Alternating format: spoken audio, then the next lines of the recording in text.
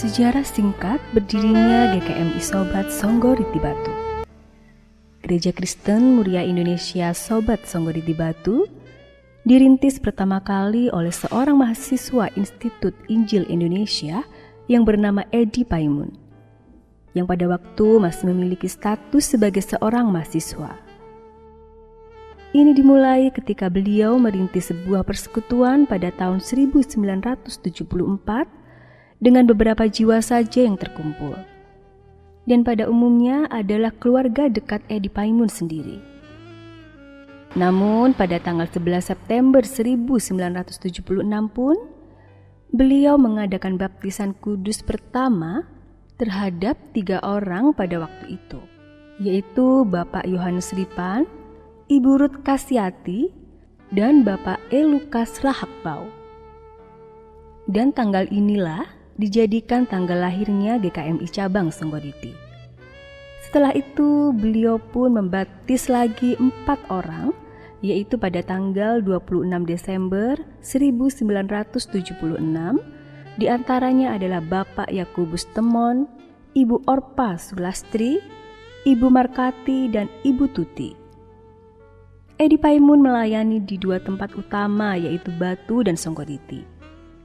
Kira-kira 2 tahun, yakni 1974 sampai 1976.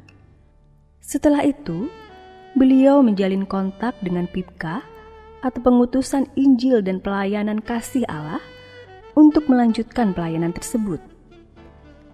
Dan pada tahun 1976, lembaga ini pun mengutus seorang hamba Tuhan yang bernama Evangelis Osya Sinlas dan Evangelis Stepanus Hari Haryono untuk melanjutkan dan mengefektifkan pelayanan di perintisan ini. Kemudian, pada tahun 1976, kebaktian umum pun diadakan di Jalan Ahmad Yani Batu.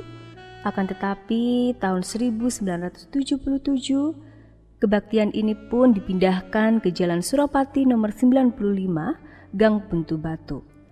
Tahun 1977, pelayanan ini pun ditangani oleh Evangelis Nyoman Mandriasa yang melayani sekitar 2 tahun, yaitu 1977 sampai 1979. Dengan tempat kebaktian umum di belakang Hotel Asida Batu.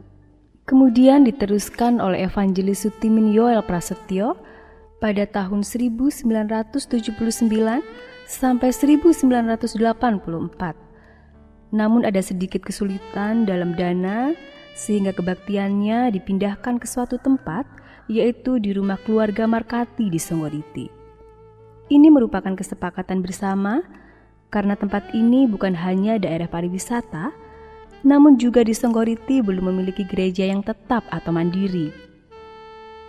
Pada tahun 1985, pelayanan ini pun diteruskan oleh Eko Suntoro dengan pelayanan yang berpusat di Jalan Delima nomor 17 Songgoriti. Pelayanan beliau pun berakhir pada tahun 1995. Selanjutnya pada tahun 1995 sampai 2006 diteruskan oleh Nimrod Haryanja. Tahun 2006 sampai 2008 GKMI mengalami kekosongan. Dan pada tahun 2009 diteruskan oleh Pendeta Yeskiel Sanat hingga saat ini.